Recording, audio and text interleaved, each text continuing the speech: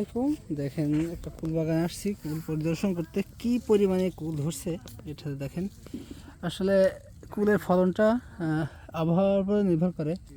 তো এবছর কুলের যে পরিমাণে ফলন আসলে মাথা নষ্ট। দেখেন এই দেখেন,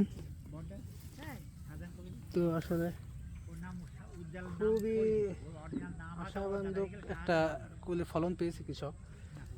তো সবাই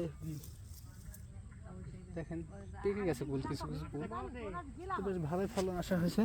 দেখেন এই গাছটাতে কি পরিমাণে কুল আসছে, মাথা নষ্ট করা কুল ভাই।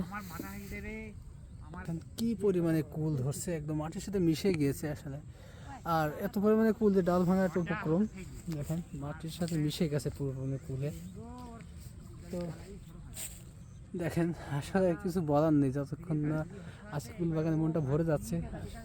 কৃষকরাও আশাবাঞ্জক ফলন পেয়েছে।